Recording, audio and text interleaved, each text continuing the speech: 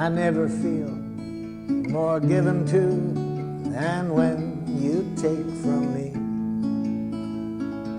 When you understand the joy I feel caring for you, and you know my giving isn't done. The training says, get good at expressing two things.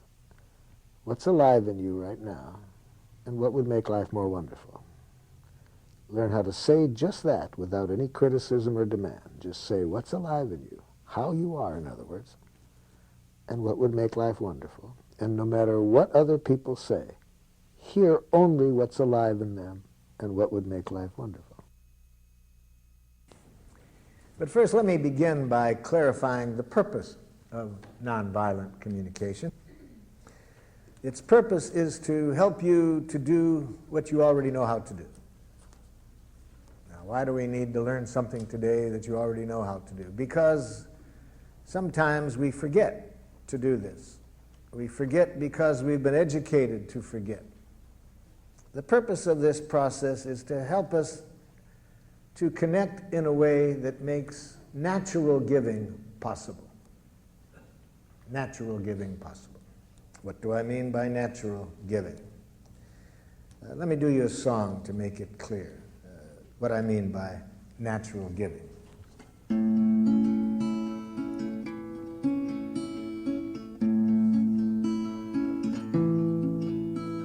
I never feel more given to than when you take from me. When you understand the joy I feel caring for you, and you know my giving isn't done to put you in my debt, but because I want to live the love I feel for you. To receive with grace may be the greatest giving. There's no way that I can separate the two. When you give to me, I give you my receiving. And when you take from me, I feel so given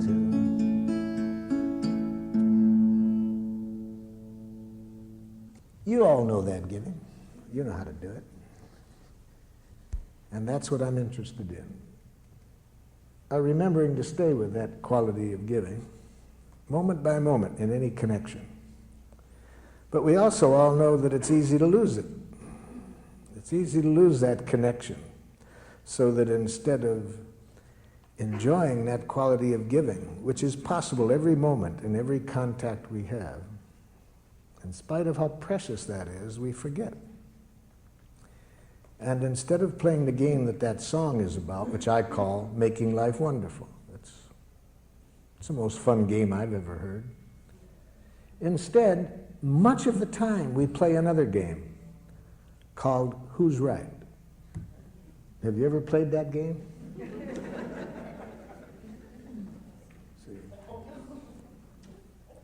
It's a game where everybody loses. So isn't this amazing that we all know about this quality of giving that the song was about? It's possible every moment.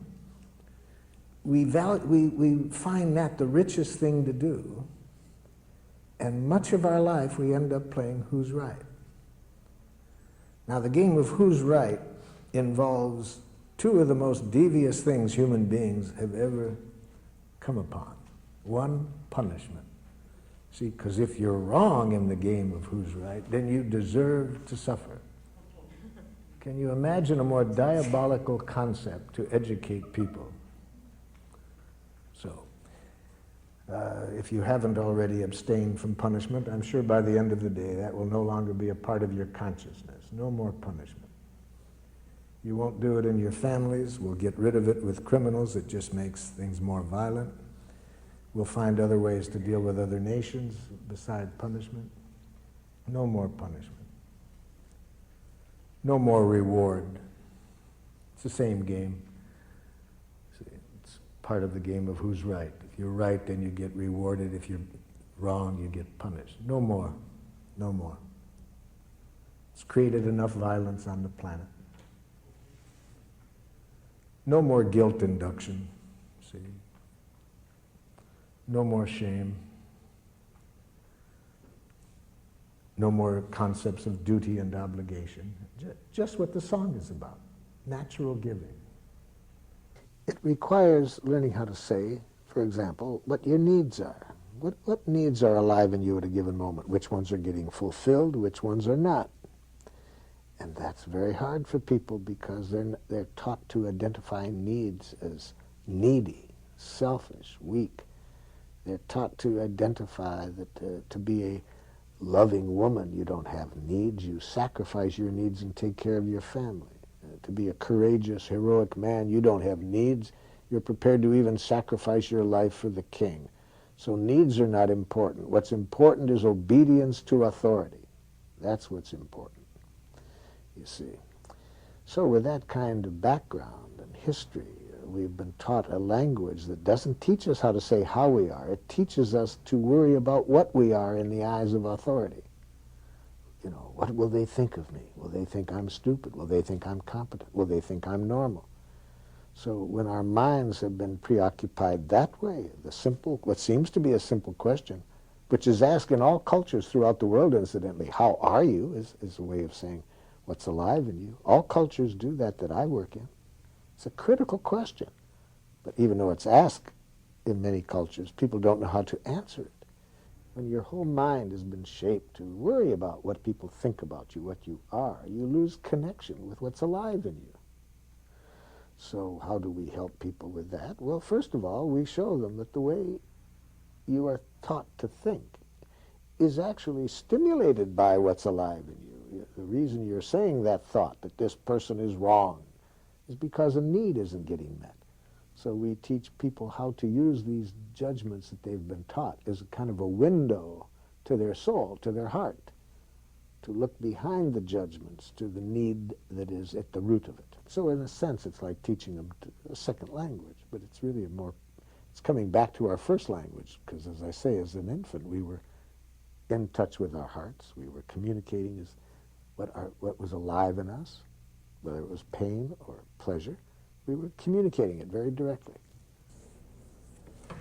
So for these political reasons and theological reasons, we started to develop a language that I call jackal language. It's a language that cuts us off from life and makes it very easy to be violent. One of the things you have to educate people is to make violence enjoyable. See? And we've done a good job of that. We make violence enjoyable in our culture. The 2 hours a night from 7 to 9 when children are watching television the most, and 75% of the programs they watch, the hero either kills somebody or beats them up, you see? And when does this happen? At the climax of the program. We've been educated for quite a while to make violence enjoyable. And educated in a way we can even be violent to our children. When I do parent workshops, I've taken half the parents and put them in one room, half in another, and I give them a role play to work on. And they're supposed to write down what they would say, what they predict the other person would say. I give them the same situation in this sense. It's a conflict situation where the other person has borrowed something of yours and didn't return it, and to the place you would have liked.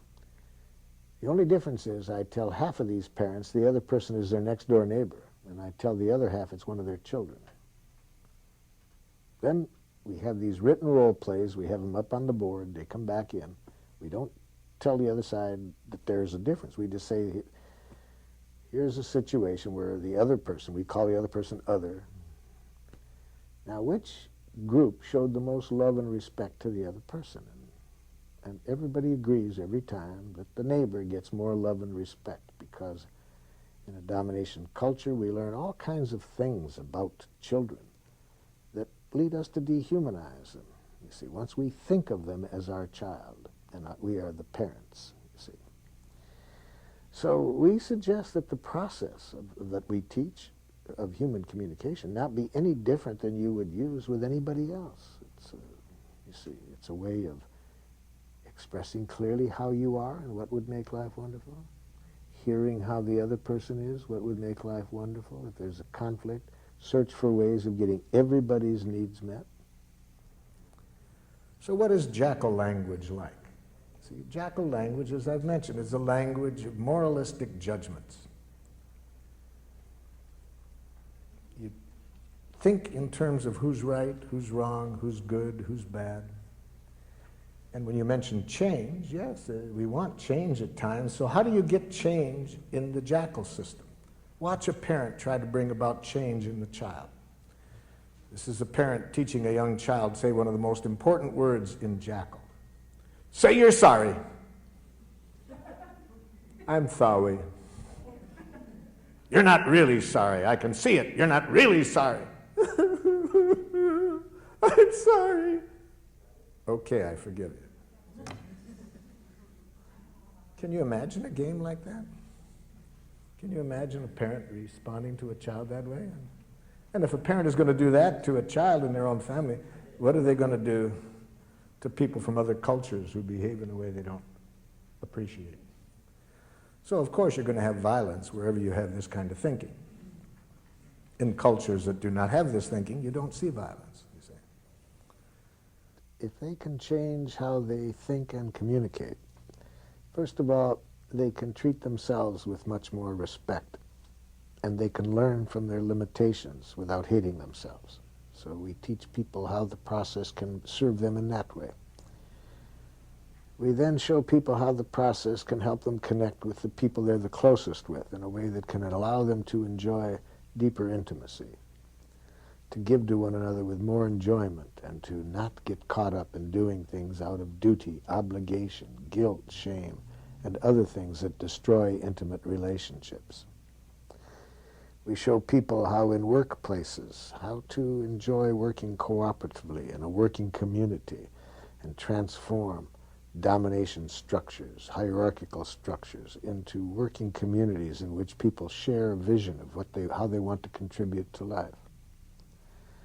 We'd like people then to learn how to use the skills to create governing structures that do the same, that really support people, creating communities that support one another in exchanging the resources necessary for survival and that protect people against violation of their rights, but to do this in a community that really, in fact, shows equal respect for all people.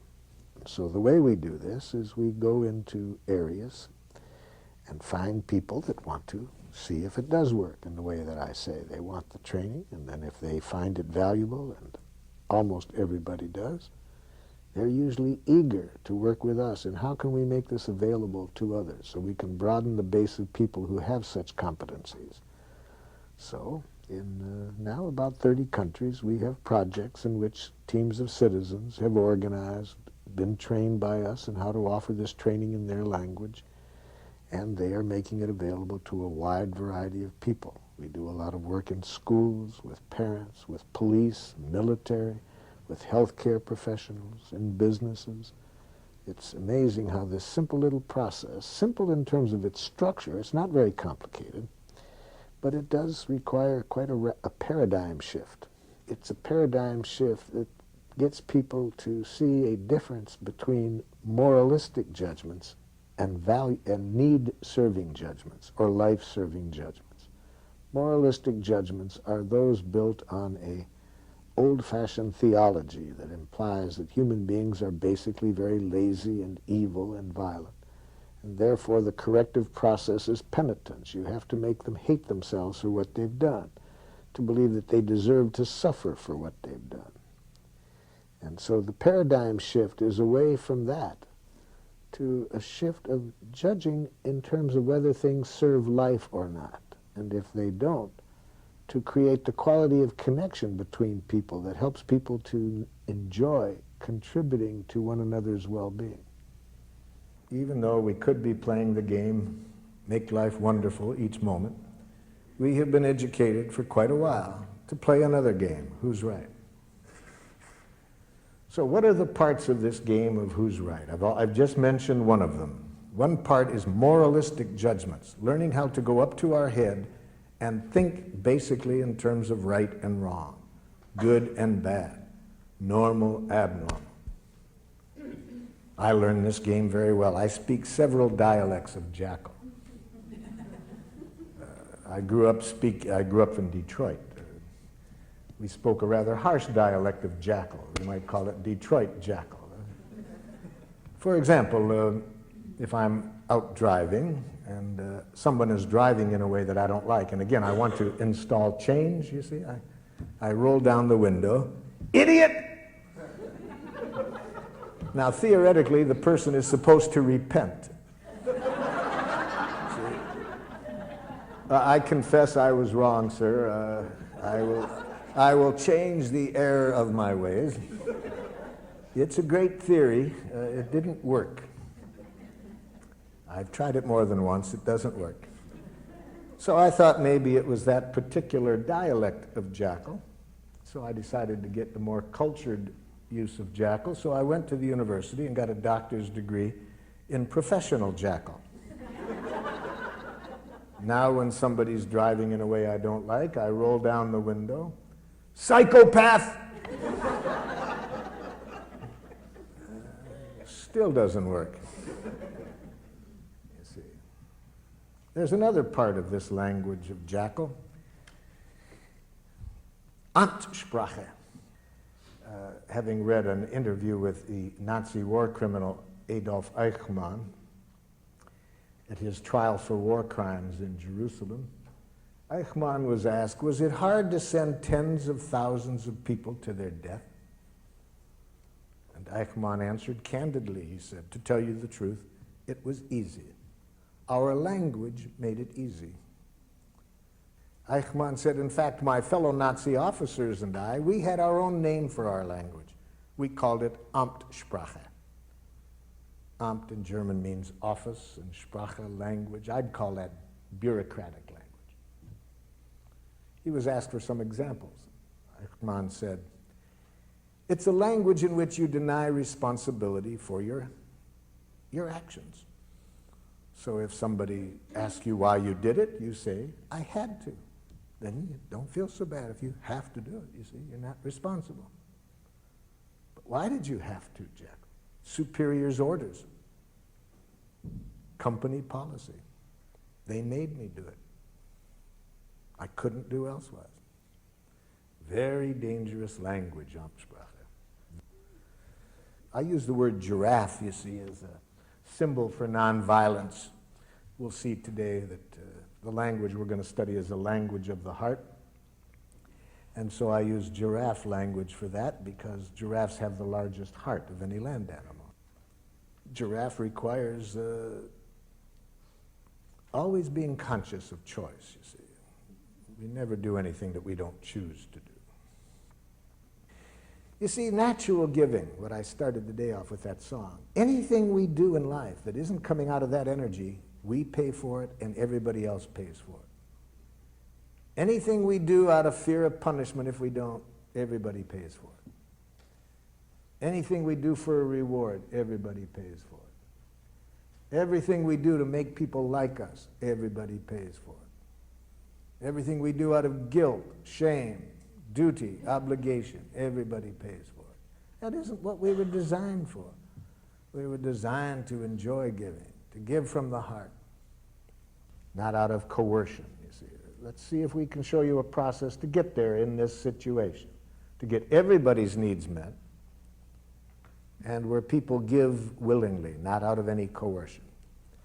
So maybe you are living at home. Maybe you choose today to work on a child that you are living with at home who says horrible, horrible jackal things such as, no. Oh, you laugh. You try living with one for a while. Please brush your teeth. No. Maybe you are living at home with a jackal-speaking partner who says horrible jackal things such as, that hurts me when you say that. We'll see today that it's a violent act to say others make you feel as you do. See? To imply that others can make you feel hurt or angry. Maybe at work somebody's behaving in a way you don't like. They come late. They're not producing as well as you would like. Whoever you want to pick, somebody who's behaving in a way you don't like. And you'd like to see how we would arrive at the objective of creating the quality of connection that will get everybody's needs met through natural giving. That's our objective. Well, of the 4 components that we teach, 3 of them are to answer the question, what's alive in you?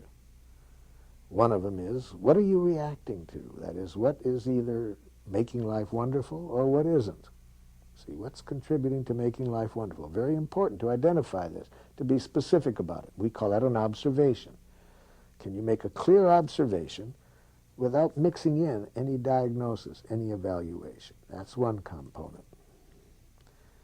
The second is, how do you feel about what you're observing? And the third is, what needs of yours are connected to your feelings?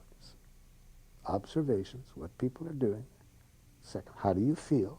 Third, what needs are related to this? And then 4, now we move to the other question. What would make life more wonderful? Make a clear request. Who would you like to take what action to meet your needs? So 3 of these components are involved in answering the question, what's alive in you? The other is, what are your requests in relationship to what's alive in you that would make life more wonderful for you? And that's how we express ourselves. Now, the other part of the process is to receive the same information back from other people, regardless of how they communicate. And in this respect,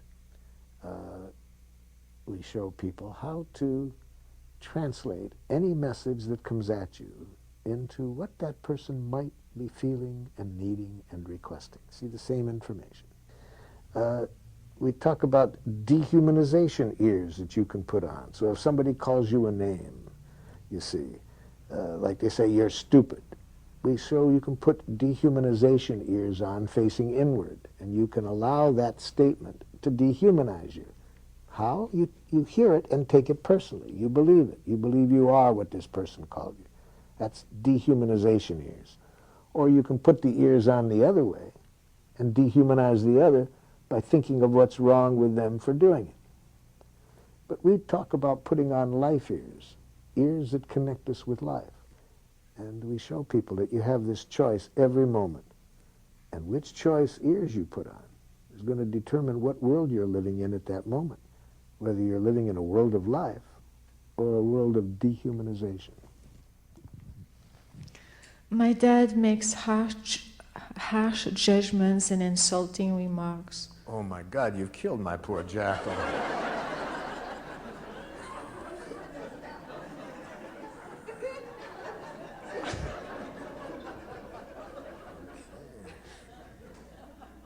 He could have handled the harsh, that was one judgment, but insulting, harsh and insulting, those are 2 judgments. Actually, he does use insulting words. No, there is no such thing. After today, in fact, seriously, by 4:30 this afternoon, you will never hear another insult. It won't exist. Insults will not exist.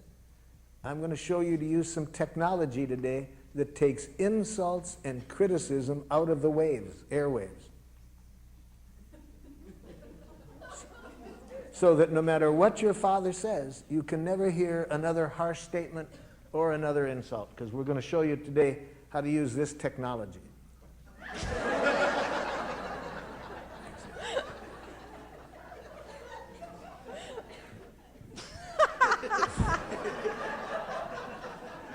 And with this technology, it will be impossible for you to hear criticism, harsh remarks, insults.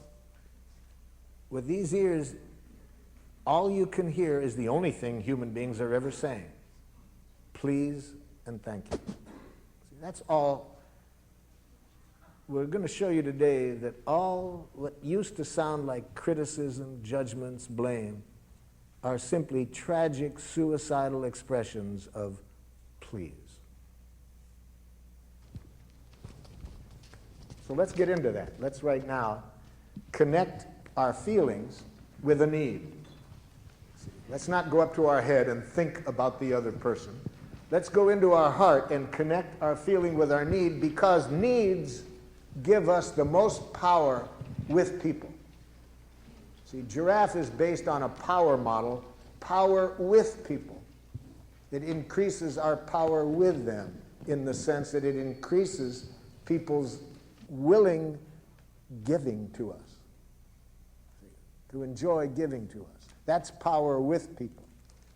We have been trained in a power over model, the use of punishment and reward. That's power over people. To get them to do things not because it's coming from their heart and they want to contribute to our well-being or to life. No, they want to avoid punishment or get a reward. So we want to increase power with people. And the most powerful form of communication to do that is to bring people's attention to our needs that are not getting met. When people's full attention is on our needs, they hear no criticism, no demands. It is natural to enjoy giving. But if we hear any criticism or demand, we lose connection with that natural desire to give, and now we want to defend and attack. The two things that people say about it, it's amazing. The first thing they say is how simple it is. The next thing they say is how difficult it is. And what they mean is the process is simple. It's how are you? What would make life more wonderful? But now what makes it difficult to answer that? Well, as I say, because of political and historical reasons, we've not been taught to do this. In fact, we have systematically been taught to communicate other ways, because when people can answer these questions, what's alive in you, what would make life more wonderful, they do not make good slaves. They do not make blind workers in systems that are oppressing people. So, of course, it's very difficult to live in harmony with human values in institutions that are not supporting those values. And so we try to address that in our training. We try to give people practice in how to stay in touch with life, with your life and the life of others, even within these trying circumstances where it's a hierarchical structure that's the very system itself is encouraging people to behave in a competitive, brutal way. Now, let's hope your sister has been in our training and has giraffe ears. Does she have giraffe ears? Oh, boy, that's horrible. That is such a message if you receive it with jackal ears. Oh, my God. See, if your sister has these ears on and she hears that, she'll believe it. She does. Oh, how horrible. Then she will feel like PPPPT. Pretty poor protoplasm, poorly put together.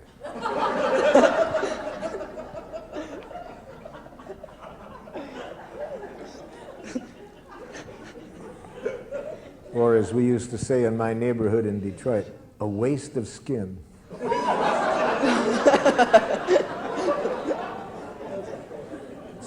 Yeah, because if you're wearing these ears in a world where people speak that way, and you hear it and believe it, oh, it would be painful. Now, of course, you can put these ears on the other way, and now you don't hear an insult, you insult the other person for insulting you. Now you don't feel like PPPPPT. Now you're angry. And some of us are very talented with these ears. We're earbidextrous. We can both take it personally 1 second, the next moment get angry at the other person, and we go through life feeling angry when it's out this way, depressed, guilty, and shame this way. Anger, guilty, depressed, you go through life that way. A simple statement by a father, people can spend the next 5 days going like this. Hating the father, hating themselves. How horrible. So we got to get your daughter or your sister a pair of these ears real quick. Or we got to teach father to speak giraffe real quick. While I was still in graduate school, I saw the limitations of a field that was based in psychopathology and tried to fix it, especially when the psychopathology was so mixed up with value judgments, a very unscientific field that claimed to know that there were these illnesses, there was no reliability in diagnosing them. And I got very dissatisfied with that. And I decided to shift to the other pole of, instead of looking at what's pathological and trying to fix it, trying to define what are the basic human skills, the basic human development that helps us to live as real human beings. And I found out that in psychology, with the exception of Carl Rogers and Abraham Maslow, there was very little focus on this. It was almost all this pathology. So I did, after I graduated, a cram course in comparative religions. And I saw that in the religions, they were doing much more of trying to define what it really was like to be a human being, how we were meant to be. I saw that the quality of connection that seemed to be present when people were acting like real human beings was a certain quality of honesty, where people were honest without criticizing or insulting. Their honesty came from the heart. And I saw the other part that was a certain quality of understanding, not a mental understanding, but an understanding that involved presence, fully being with another person, or what is called empathy. And I saw that those two things were very important, this honesty and empathy.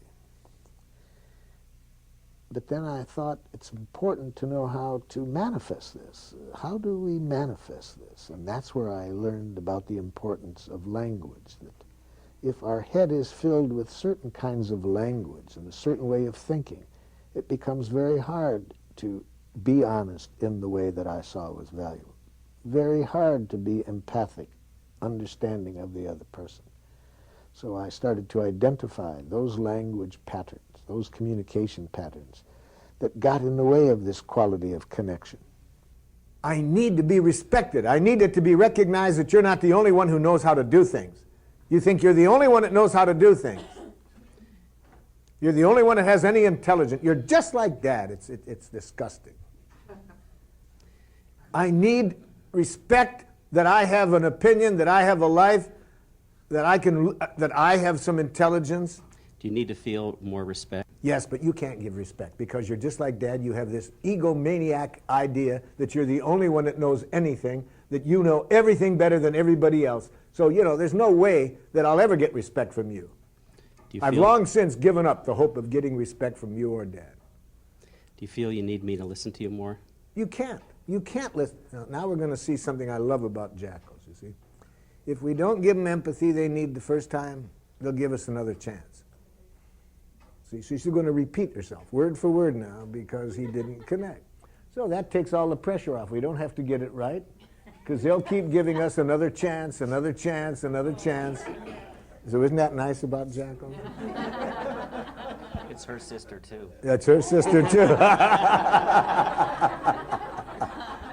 So you're trusting that you'll hear it again if you don't hear it the first time. Okay, see, I wouldn't lie to you. So I say it again. So it was good that you tried, but it wasn't accurate. So, you couldn't listen. You couldn't listen if you wanted to because you have this idea that only you know anything. Nobody else has any intelligence except you. Do you feel you have more to say? Are you feeling hopeless? Are you feeling hopeless? Yes. Yes, I've been trying my whole life to be understood. And there's just something about you. I don't know what it is that you're so hard-headed that you can't hear anybody else except your own opinion. Do you feel anxious about telling me something? No, I feel that you're so hard-headed that you never get it's impossible to get anything through to you. This feels pretty hopeless. Yes. And you're going to hear it again because you got just the feeling, not the need as well. See, the feeling is about 10% of the connection. The need is really the connection. Do you feel this is hopeless and you need me to help? You need Not need me. You need to say more about it? I need to feel as though it's possible to be understood, that there's any hope of it. But I've given up this. There's no chance. You and Dad, there's something about your mentality that you can't listen if you wanted to. You feel hopeless about this and you need to say more? I need just some understanding of how horrible it feels not to be able to get through to your own father and brother. I've been wanting a connection my whole life, and I've just about given up. What's the use? Hear the need. The need was very important. You feel like you're never going to connect and you need to connect with us? I've wanted to my whole life. Tried everything I knew how, ever since I've been a little girl. Now I just about give up.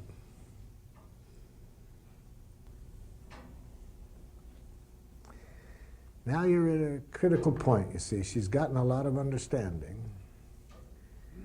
And maybe that's all she needs. Maybe she needs now to hear from you, maybe not. So this is a giraffe rough point, to know whether just to be quiet and see if the person wants to go deeper, or to help them to get clear by saying, is there more you want to say, or is there something you want to hear from me? Try that. Is there more you want to say, or is there something you want to hear from me?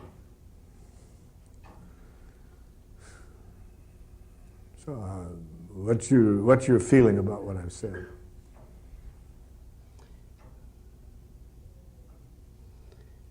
My feeling is I didn't understand that before, and I feel bad that... No. When somebody asks for your feelings, to give them a cognitive response is painful for them, physically painful.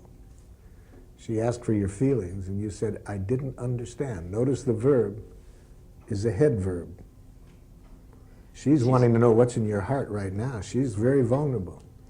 Is she asking for an empathetic? She's asking for your feelings. She's asking for your feelings. And you were giving her, I didn't understand.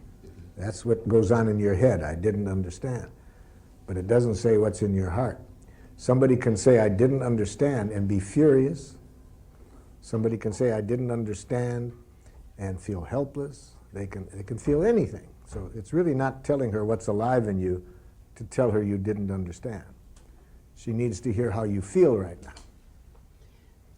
I feel bad that I didn't understand That's this a before. good baby giraffe. I feel bad. That's how most of us start, with a two-word vocabulary for feelings. I feel good, I feel bad. But that could be about 500 different feelings. And so to really help a person understand what's in your heart, what kind of bad do you feel?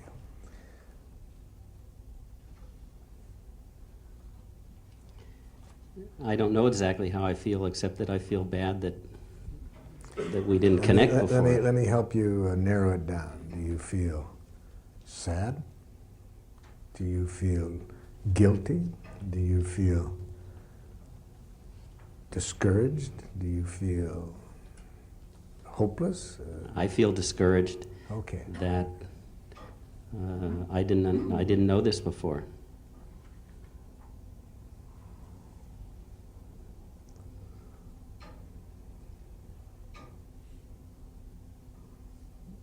Now you see tears in her eyes, because she's wanted this for many years, just this, just the understanding and the connection.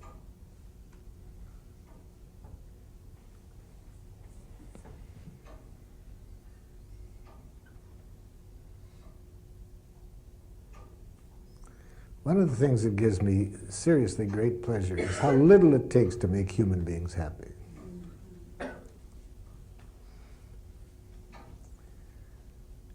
Later today I'll do some work on gratitude with you, and I ask people all the time to tell me something that's happened in their life that really made life better in some way. And it is incredible to me to have asked that question to so many people, because the kind of things that people say were some of the most precious gifts they ever got in their life were things like this. My brother told me he felt discouraged and didn't understand something. One woman in Santa Barbara, when she thought of something that her father had done 30 years before, she cried and cried because it was still so much with her. What had he done 30 years before? She was very lonely. On a certain day, he was at the other end of the room. He looked across the room and winked at her. 30 years later, she's still crying about it. I mean, we human beings, doesn't take much to make life wonderful. Anything else you want to say to sister while she's in this mood? Or have her here. I can put some giraffe ears on her if you want to say anything else. Don't worry about how you say it, she'll hear it.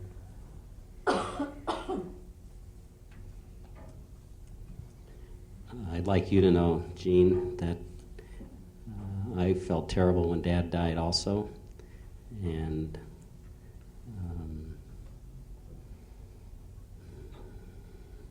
that it was a very confusing time for me too.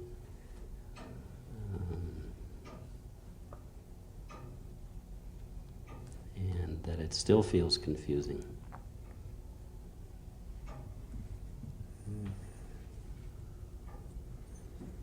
Yeah, so Dad's death left you with many feelings. In addition to the sadness, just a lot of confusion and things unresolved within yourself. Yes, and unresolved in the rest of the family. Yeah, yeah, it's requiring us to really look at our relationships and get them real clear. Yes. A good example of the kind of language I'm teaching, everybody knew the first year that they were born. So what kind of communication were we doing as a child? We called to people's attention our feelings and needs. When we were in pain because our needs weren't being met, we called it to people's attention. That's a natural form of communication. When we were having our needs met and feeling pleasure, we showed that non-verbally through our smile.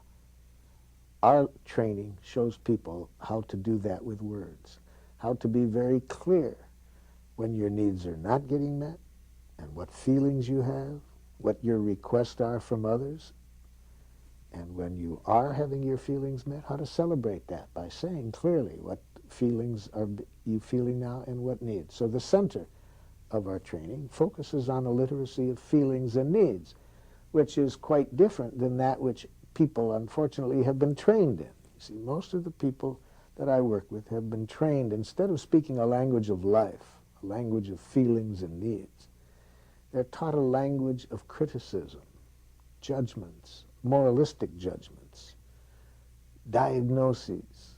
So they're trained to say to other people, the problem with you is, and then they have a wide vocabulary for telling people what the problem is. So that's one thing we identify in our training, which contributes to violence, makes it hard for compassion to take place. Any language that sounds to other people like a criticism, we suggest is a tragic way of expressing that your needs aren't getting met. Another form of communication that we suggest contributes to violence and makes it hard for compassion to take place is any language that denies choice. Language like have to, should, ought, must, can't. As I told you yesterday, as I'm working in prisons, if I'm working with somebody who is molesting children, I want to begin the dialogue by empathizing with the needs that lead this person to do this. If I'm working in countries where people are killing others, it's not the way I'd like to resolve the conflicts there. I begin by empathizing with their reasons for meeting their needs that way. Because I want to be sure that it's never my objective to change the other person. So, nonviolent communication, that's not our objective to get results.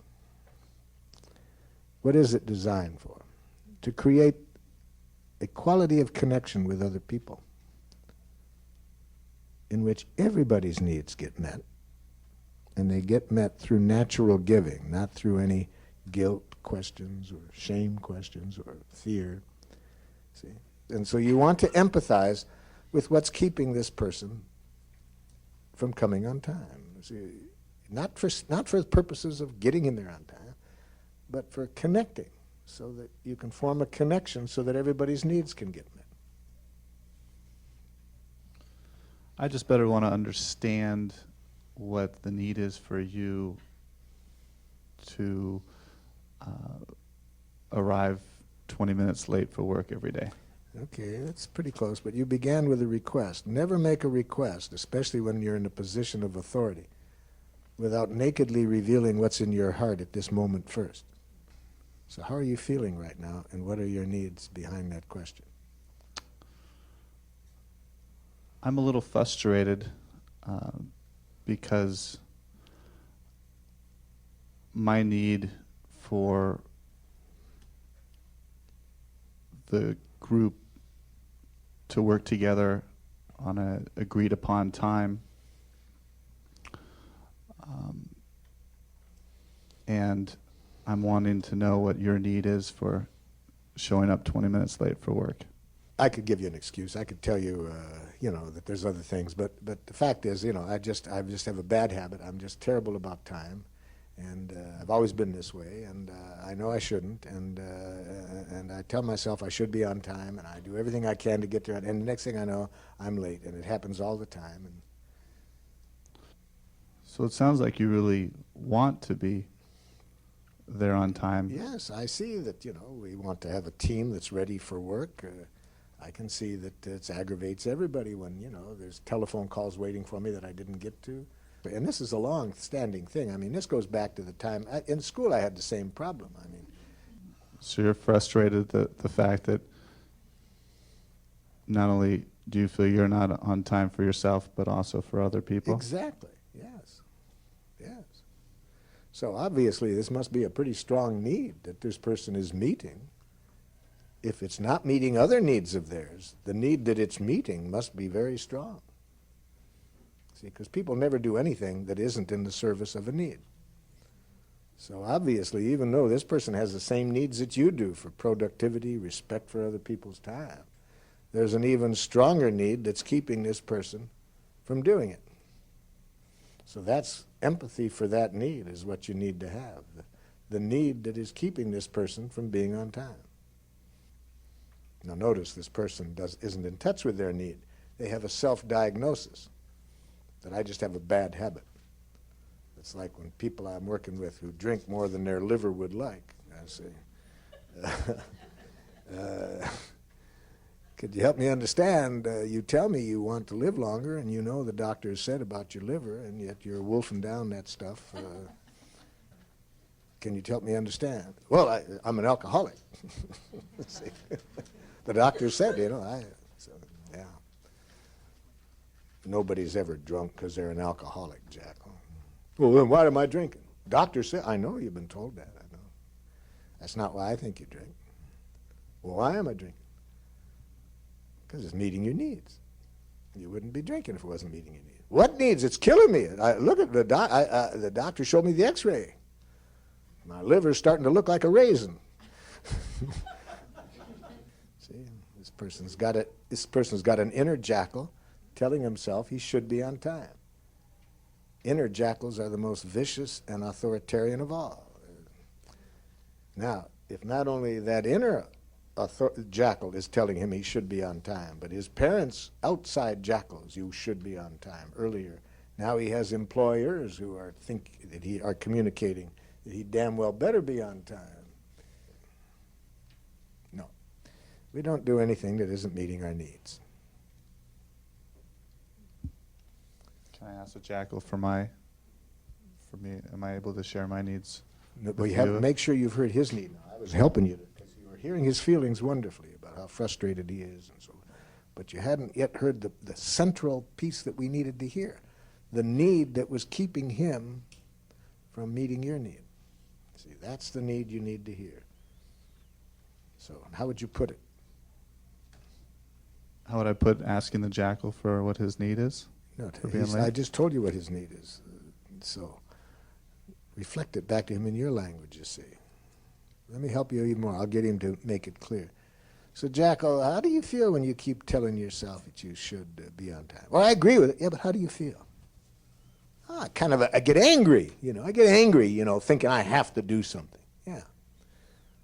So, you have a strong need to do things because you choose to do them and not when you feel you're forced to do them. Well, nobody's forcing me to do it. Yeah, you're forcing yourself to do it. Yeah, I never thought of that. Yeah, you're forcing yourself to do it. You're thinking you should do it. Well, I should. Now, hold it. See, that's why you're not. Why? Because you think you should. So, Jackal, let me understand this. It sounds to me that you're afraid to, because you're feeling that you're forced to have to be here on a particular time, and that creates fear within you. Until we started to talk about it now, I wasn't aware of how strong this is. Yeah, I used to hate it when my parents told me that. You have to be on time. They were so that way about everything. There's some things you have to do, and then teachers would say that. You have to be on time if you're going to be successful. Yeah, I want to live my life. I want to be in charge of my life. I don't want to live up to other people's rules. But I know I should. Hold it, Jackal. See, you just internalized that. What do you mean? The problem now, it's not the other people now. The big problem is you've internalized it. You're your own dictator. Yeah. It's that inner message that gets me most angry of all. Yeah. But the need is you want to choose to do things, not out of an energy of obligation, duty, you're going to be punished if you don't. You want to live your life choosing to do it out of some other energy. That's right. I hate rules that are set up that way. Yeah. After working with families in a private practice setting, some people working on race relations said, this process of communication that you're offering, we'd really like to see how it would apply in a project we have trying to get blacks and whites together to work on integration. So I was down in the inner city of St. Louis where I worked at the time, and worked and lived, and was in a black church in the heart of the ghetto, talking to the minister and some of the people, when a member of, in fact, the warlord of a street gang there, heard that there's this white man down there talking to people, and in his turf, he wanted to be in on anything that happened. So he just walked right into this meeting in the minister's office, and he sat there and stared at me, talking to the people about this process of communication that I was willing to offer them to help in the race relations. And he gets, after a while of watching me there, he said, we don't need no great white father coming down to teach us how to communicate. We know how to communicate. You want to help us? Give us your money so we can buy guns and get rid of fools like you. I had heard stuff like that at the time in other work I was doing. I wasn't in a particularly good mood that day, so instead of practicing what I teach, I got into a kind of a competitive harangue with him for a while, and it wasn't going well. And I saw what I was doing, so I stopped, and now I came back to life, and I applied our training. I tried to hear just what he, the human being, was feeling and needing. So I shifted, and I said, so you'd like some respect for how the people communicate, and you'd like also some awareness of how other people have oppressed people that they originally say they're going to help. And then I shifted on him. Instead of competing with him, I just tried to understand, which is what our training suggests. And this shifted things. And he finally just let me then go back to the meeting, and he didn't say another thing. He just sat there and stared the rest of the meeting. When the meeting was over, it was dark outside, and I start to go to my car, and it's always a little risky in that area to get to my car as a white person in that neighborhood. And now I notice this guy is following me out the building. I walk a little faster, and finally we both get outside, and he said, Rosenberg! And I thought to myself, uh-oh, I got smart too late. I turned around and I said, what? He said, you got a horse? Meaning car. I said, yes. Give me a ride, and he told me where he wanted to go. I said, get in. So he gets in the car, and he stares at me, and he said, what the heck were you doing to me in there?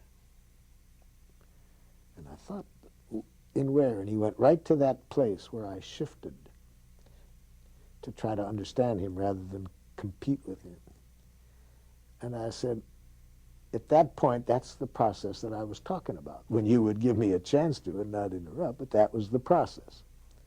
And then he said something that changed both of our lives for the next 13 years. He said, can you teach me how to teach that to the Zulus? He was a warlord for the Zulu 1200s. That was the name of his gang. And he said, we're not going to beat you white people with guns. We're going to have to learn stuff like that. And I made a decision that I was very happy about for the next 13 years. I said, I'll trade you. I'll teach you how to teach this to the Zulus. If you go to Washington with me on Thursday, where I've been invited to work with the school system to show them why the blacks are burning down the schools. And he laughed and he said, hey man, I got no education. I said, look, if you could pick this up the way you did just now, you got damn good education. You may not have had much schooling, but you've had a good education. And he went with me to Washington and did an incredible job of helping the teachers understand why the kids were burning down the schools.